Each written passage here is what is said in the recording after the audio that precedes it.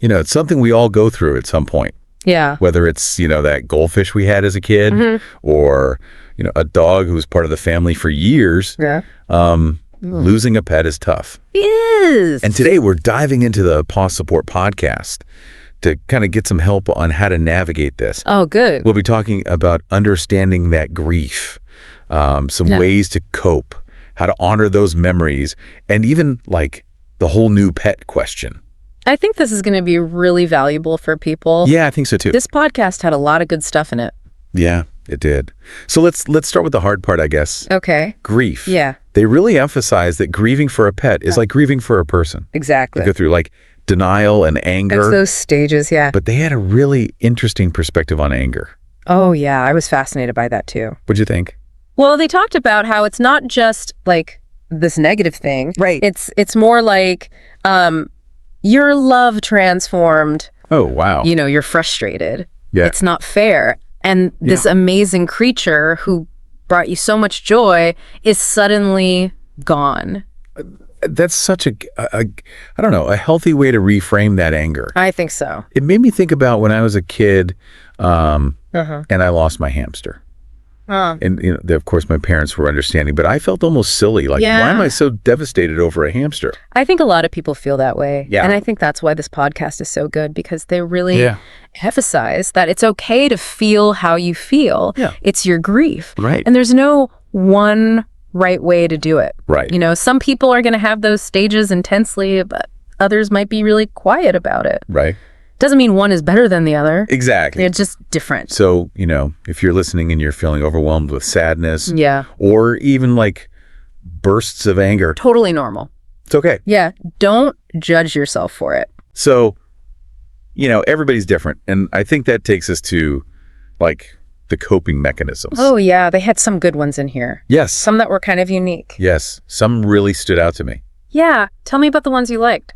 Well, okay. Like the candle thing. Oh, the candle. I love that. Tell me about that. So they talked about lighting a candle every day in your pet's memory. Ah. And it's such a simple thing. It is. But I think it's really powerful. I do too. It's like this connection, like a remembrance. Yeah, and that's what's so interesting is how that ties into like what we know about grief, right? Yeah. Rituals, like even small ones like that, give you this sense of comfort. Like things are still okay, especially when your world feels so upside down. It's like a tangible thing to do. Totally. Instead of just feeling those feelings, you're like actively doing something. Yeah, it makes it real in a way. Right. And they also had some great ideas about like getting creative. Oh yeah, I like that too. Like writing a letter to your pet or starting a scrapbook. Right, or even like they said a song.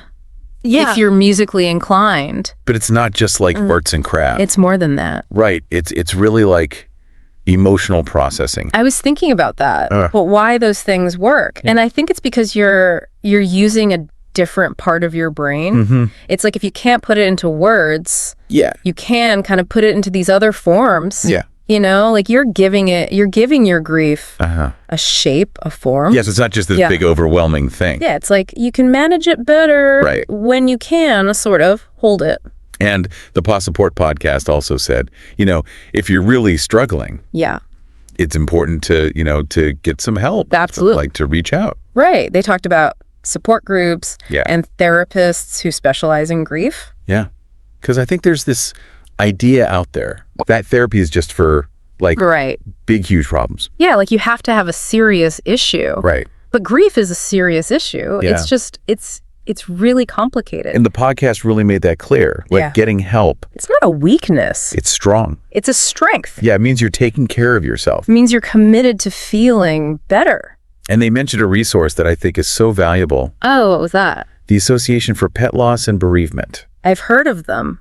Their website is amazing. Oh, cool. It's got like all this information and they have a directory. Oh, wow. Of like support groups and therapists all over the place. That's so helpful. It is. And it's like, it's incredible that there are so many resources for this specific kind of loss. Yeah, it shows you how important it is. How important it is and like how universal. Yeah, the human-animal bond. It's a powerful thing. It really is. So let's move on to something that I think everybody who's lost a pet thinks about a lot, which is how do you honor their memory? Yeah, how do you do that? In a way that feels right. Right, and meaningful. And the Pause Support podcast really hit this point home. Like, they talked about keepsakes. Oh, yeah. It could be a toy or a collar. Right. Or even a paw print. Yeah, those little things. It's amazing how powerful they are. I still have my dog's chew toy from when I was a kid. You know, it's all like, it's been through the ringer, but... But you kept it. But it reminds me of her. Exactly. Like, these little things are... They're like triggers. Yes, they are. For memories. Yeah, you must have something like that. Oh, I do. Oh, yeah. Yeah, I have this little blanket that belonged to my cat. Oh. And it just, I smell it sometimes. Yeah. And it brings back all these memories of her cuddled up with me. And the podcast also talked about journaling. Yes, I loved that part. Yeah. It's like creating a legacy for your pet. It is. It's like writing their story. Yeah. Capturing those little things that made them special. Right, like their personality. Yeah, like their quirks. Yeah, exactly. And I think that's so powerful, like that meaning making. Oh, totally. You know, you're acknowledging their impact on your life. And you're preserving it. Exactly. Like a memorial. It is, but in words. Yeah, so for you listening, what object or story best captures, like, your pet's essence? Yeah, I love it. Like, what would you put in their legacy? That's beautiful. That's a good thing to think about. It is. And that brings us to this question. Ooh, the big one. Yeah, that I think is loaded. That's tough. When or if to get a new pet. Right. It's so hard because there's guilt and uncertainty. Absolutely. And I thought the Paw Support podcast handled this so well. They did. They were so sensitive about it. They were. And they said right up front, there's no right answer. There's no timeline. It's personal. It's deeply personal. And what feels right for one person might not feel right for another. Absolutely. And they said, trust your gut. Yes, your intuition. And don't listen to other people. Yeah, what society says or your friends or family. It's your journey. Yeah, your heart knows. Your heart will tell you. When you're ready. Or if you're ready. And they also address that fear of replacement. Oh yeah, that comes up a lot. And they said it beautifully. They did. A new pet isn't about erasing the past. It's about opening your heart. To something new. To a new chapter. A different kind of love. Yeah. And I think that's beautiful because it's not like a betrayal. Right. It's not like you're replacing them. It's just continuing that. Yeah. Your love for animals. And sometimes it can even help you heal from that past loss. Absolutely. And the Paw Support podcast didn't give us any rules. Which is good. About new pets. Right, because it is... Which it makes sense. It's nuanced. It's a very individual thing. Exactly. But they did ask a really good question. Oh, what was that? They said, if you were to welcome a new pet someday, what would you want that relationship to be like? I love that. Like, how would you honor the past, but also embrace the new? It's a beautiful thing to think about. It is. It's like... It's hopeful. It is. It's like, even though we're talking about loss, there's this possibility for new joy. It's like our hearts are big enough. They are. To hold all these. To hold all these loves, and each one is special and unique. Yeah, and it's about, weaving those loves together. I love that. Weaving it together. Yeah, creating, a tapestry. Yeah, a tapestry of memories. That honors everything. The ones we've lost and the ones we might have in the future. Yeah, I love that. It's beautiful. It is. Yeah, it's like, have you ever seen those Japanese bowls? Oh, the kintsugi? Yeah, where they repair the broken pottery with gold. I love those. Yeah, it's like the cracks become part of the beauty. Right. You don't hide them, you highlight them. You make them. Yeah, and I was thinking maybe getting a new pet is kind of like that. I love that analogy. It's like your heart's still broken. Yeah. But it's also can be beautiful again. Yeah, it's about healing. Yeah. And as we kind of wrap up this deep dive into the Paw Support podcast. Okay. I want to go back to something they said over and over again. Yeah. Which is this idea of the universality of pet loss. Yeah. It's something that connects us all. It really is. No matter who you are, where you come from. What kind of pet you had. We've all been there. It's funny because when you're in it, it feels so isolating. It does. But then you realize millions of people. Millions have felt this pain. And millions more will. Yeah, and it's kind of comforting. It is. When you realize that you're not alone. Absolutely. Yeah. The podcast also had this really moving point about how grief can be transformed. Oh, I like this part. into something beautiful. Tell me about it. So they talks about, like volunteering. Oh, at a shelter. Or donating to like a pet charity. Yeah, in your pet's name. Yeah, and it's like you're taking all that love and you're giving it back. Yeah, you're making a difference in their honor. And it doesn't have to be like a big thing. It could be small. Yeah, like fostering a pet for a little bit. Or pet sitting. Or even just talking to somebody who's going through it.